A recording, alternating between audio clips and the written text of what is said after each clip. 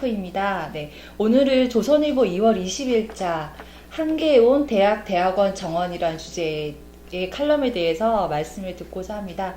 그 칼럼의 필자이시죠? 네, 명지대 기록관리대학원의 강규원 교수님 나오셨습니다. 안녕하세요, 교수님. 안녕하세요.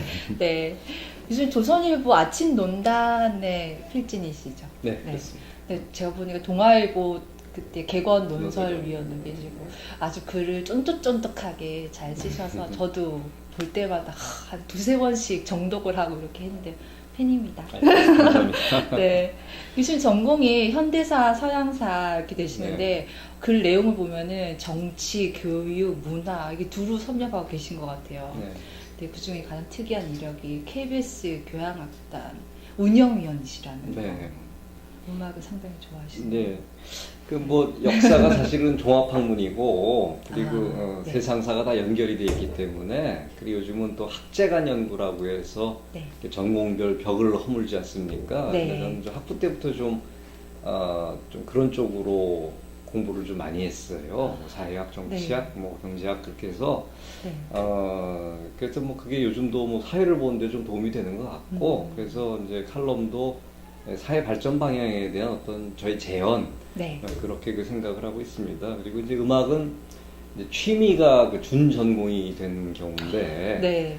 그래서 학교에서 사실은 요즘 네. 음악을 더 많이 가르치고 있습니다. 그래서 서양 음악 정말요? 사개론, 뭐 오, 음악 감상법, 재밌겠다. 서양 음악의 이해 이런 네. 과목들을 가르치고 있고, 음악 평론을 그냥 또 이 제2의 직업으로 하다 보니까 뭐 KBS 교향악단 운영위원도 하게 되고 네. 뭐 그런 것 같습니다. 교수님 달라 보이는데요. 상당히 낭만적인 분이시라는 걸 또 오늘 또 다시 알게 되었네요. 네. 교수님 얼마 전에 연예인 김미화, 김일수, 이영애 씨 또해서 스타 강사 김미경 씨까지 논문 표절이 이렇게 문제가 되고 했었는데 교수님이 칼럼에 지적하신 우리 사회 학력 인플레이션 현상이라든가 대학의 학위 졸속 난발 이런 것과도 같이 연계가 되는 것 같아요. 네, 또 네. 공교롭게도 제 글이 나간 네. 다음에 또 그런 일이 터졌는데, 우리나라가 이제 학위 인플레가 굉장히 네. 좀 심한 사회 아닙니까? 그래서 저는 이제 학위 다이어트를 해야만 네. 우리 사회가 살아난다 그런 생각을 갖고 있습니다. 근데 사실 뭐 여기에 그 나온 분들은 좀 억울한 측면도 있는 게 너무 졸속으로 남발이 됐는데 유명인이다 보니까 특히 김미경 씨는 좀 억울한 측면이 좀 네. 많습니다. 근데 그 우리 대학이 너무 학석박 학위를 남발한 것은 사실이기 때문에 요번 기회에 좀 그런 거를 좀 우리가 개선을 해야겠다 그런 생각을 하고 있고요. 예를 들어서 우리나라 대학 진학률이 80%가 넘지 않습니까? 근데 독일 같은 경우는 39%인데 다 이유가 있는데 우리 사회만 이렇게 그 대학 진학을 많이 하는 것은 사실은 이거는 그 시한폭탄을 그 안고 사는 거와 마찬가지라고 생각이 들고요. 석박사학위도 너무 많습니다. 그래서 그 1인당 국민 그 비례로 했을 때 석박사학위 비율이 가장 많은 나라가 또 우리나라입니다.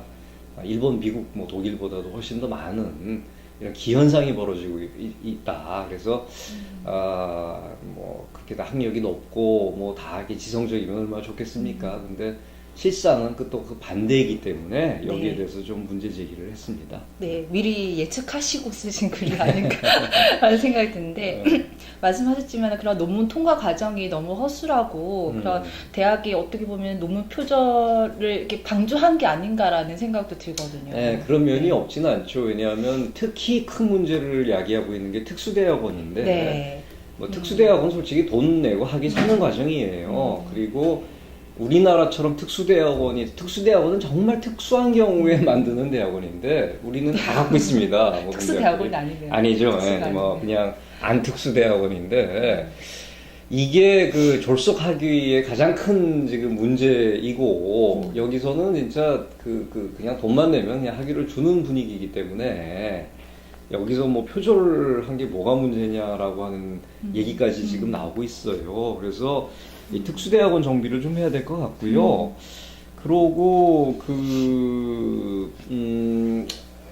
너무 학생들이 많다 보니까 솔직히 대학 교수가 이 많은 논문을 다 제대로 지도할 수가 없습니다. 그렇죠. 구조적으로. 네, 네. 그래서 이것은 그 구조적인 문제이기 때문에 구조적으로 풀어야지 교수들에게 논문 지도를 열심히 해라 하면은 그 많은 학생들 논문 네. 지도를 하다 보면은 그냥 인생이 다 끝나버립니다. 아무것도 못합니다. 네. 그러니까 숫자를 줄이는 게 네. 우선시 돼야 되겠죠. 네. 그래서 교수님 칼럼 중에 한 문구가 있는데 되게 마음에 들었어요.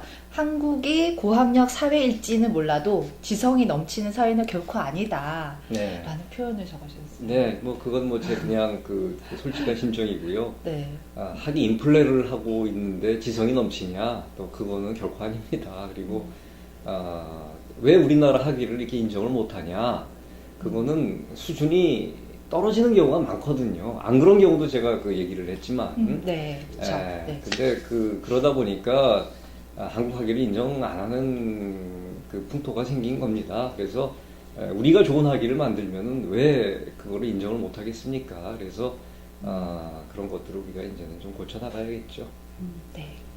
그래서 제가 또 칼럼에서 또 유심 있게 본 게 엄격한 과정을 거친 학위가 대학 사회에서 믿을 수 있는 상품으로 통용된다라고 하시면서 미국, 프랑스의 그런 철저한 학사 관리에 대한 사례를 이렇게 주셨어요. 네. 예를 들어서 미국의 대학이 굉장히 많은데 뭐 미국의 그 대학 진학률이 우리보다는 낮습니다. 그런데 네. 그 많은 대학 중에서 박사학위를 주는 대학은 12%밖에 안 됩니다. 아, 그래요? 네, 상당히 많을 것 같죠. 근데 네. 박사학위를 주는 대학이지 그 대학이 다 박사학위를 주는 건 아닙니다. 네. 그러니까 한 과라도 주면은 거기에 속하는 거예요. 그러니까 네. 박사학위를 사실 안 주는 대학이 거의 다인데 우리나라 대학은 다 주지 않습니까, 솔직히. 그러니까 거기서 일단 질적 차이가 있을 수밖에 없고요. 그리고 미국 대학은 코스워크 대학원에서 그에서 걸러내고 종합시험에서 걸러내고 논문에서 걸러내는 세 가지 단계를 거치기 때문에 사실은 그 가짜 박사가 나오기가 좀 힘든 구조를 갖고 있고요.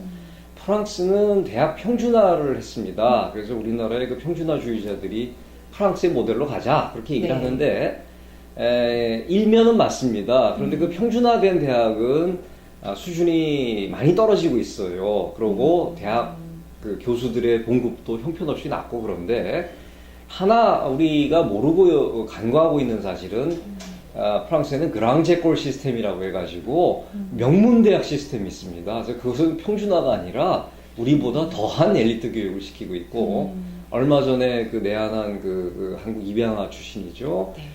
펠르랭 장관도 뭐 국립행정학교라든가 뭐 여러 그 그랑제꼴에서 아주 우수한 성적을 받고 나온 사람들인데 프랑스 사회에서는 이렇게 그랑제꼴을 나오지 않으면 또 출세하지 못하는 우리보다 더한 사실은 그 학력 사회라고 볼 수가 있습니다. 근데 제가 말씀드리고 싶고자 하는 것은 그만큼 철저한 학사 관리를 한다. 근데 우리나라에서도 이런 데가 있습니다. 뭐 제가 예를 들었지만 카이스트 다 인정을 하죠. 그리고 문과에서는 뭐 서울대 동양사학과는 그 석사기 논문이 다른데 박사기 논문 받는 것보다 힘듭니다. 전 세계적으로 통용될 만한 그런 논문들이 나오고요. 그리고 이과에서는 뭐 굉장히 많지만 제가 예를 들은 연세대 천문우주학과 같은 경우는 나사가 전파 천문대를 만들어서 줄 정도로 그렇게 그 훌륭한 연구와 그 인재들을 배출하고 있습니다. 그래서 우리가 다 서울대 동양사학과나 연대 천문우주학과처럼 될 수는 없죠. 한국 대학이. 하지만 그래도 엉터리로 학위 남발을 하는 건 없어야겠다. 뭐 그런 생각을 하고 있습니다.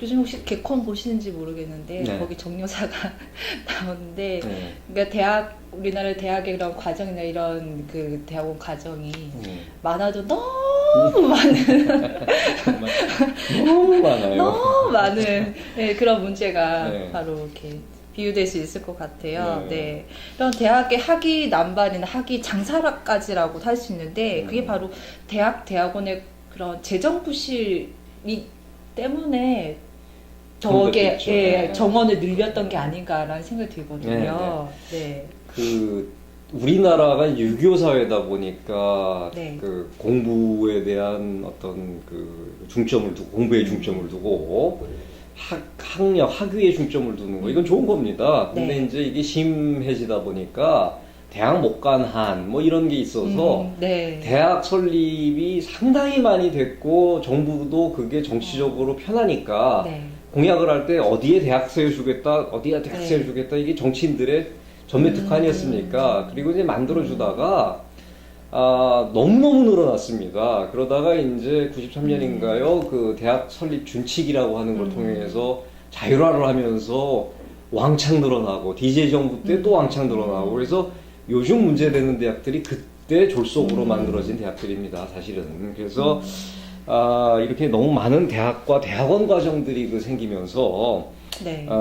이 부실화가 됐죠. 그리고 이제 인구는 줄어드니까 또 그러니까 이제는 대학에 못 가는 사람은 한 사람도 없습니다. 안 가는 경우죠. 그래서 이렇게 되다 보니까 대학이 재정적으로 부실해질 수밖에 없고 다른 여러 면으로도 그 부실해지는 거죠. 그래서 이런 문제를 해결하기 위해서는 일단 대학의 그 구조 조정을 좀 해야겠다. 그리고 재정적으로 통폐합 여러 대학들 통폐합이라든가 네. 그런 걸 통해 가지고도 좀 이 문제를 해결하지 않으면은 저는 시한폭탄이라고 몇 년 전부터 얘기를 해왔습니다. 근데 지금 터지고 있잖아요, 사실. 네. 그래서 그것도 예측하셨어요. 예측했습니다. 그래서 여러 번 뭐 거기에 대해서 또 칼럼을 썼었고 그렇습니다. 네.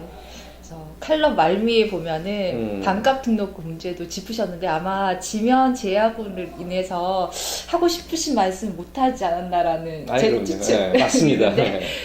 이 방송을 통해서 그 해주십시오. 쪽집게 같으신데 사실은 뭐 하고 싶은 얘기가 너무 많으니까 그거를 다 할 수는 없죠. 그래서 제가 반값 등록금 문제를 얘기를 했는데 반값 등록금이 반값 교육이 되면 안 됩니다. 네. 그러니까 이 교육의 질 저하가 되면 안 되고 그리고 반값 등록금이 되면은 더 많은 학생들이 대학에 또 갈 수가 있는 네. 이런 부작용이 생깁니다. 지금도 많은데 네. 그래서 오히려 대학 부실화를 시킬 수가 있다. 그러니까 지금 등록금 문제는 좀 해결이 돼야 됩니다. 대신에 대학의 정원은 줄인 상태에서 그 등록금이 좀 현실화되고 조금 좀 낮아지는 거는 좀 필요하고 그리고 우수한 학생들에게는 그 장학금을 통해서 돈 걱정을 안 해도 공부를 할 수 있는 그런 제도가 마련이 돼야겠죠. 그러나 너도 나도 대학에 가고 너도 나도 반값 대학금 등록금으로 대학을 다니게 되면은 그건 뭐 부실화가 뻔해지는 겁니다. 그러니까 이것은 그 대학의 내실화와 더불어 추진이 네. 돼야지 이건 사실 포퓰리즘이거든요. 되면은 그 귀결은 정말 비극적이 될 거라고 생각이 됩니다. 네. 정말 그 대학 정원 얘기를 하다가 반값 등록금 문제까지 해서 쭉 많이 훑어본 것 같습니다. 제가 교수님 칼럼 보면서 뭐 그런 아까 말씀하셨지만 음악 칼럼부터 시작해서 그런 이승만 대통령에 대한 얘기까지 해서 여러 칼럼에 대해서 이렇게 봤는데 다음 기회에도 나오셔서 네, 더 많은 기회만 말씀. 주시면은 네. 뭐 역사 문제라든가 현대사 네. 문제 특히 그렇죠. 네, 현대사 문제, 음악 현대사. 문제도 뭐 네. 언제든지 오겠습니다. 네, 감사합니다. 그럼 오늘 생생칼럼 이걸로 마치겠습니다. 네.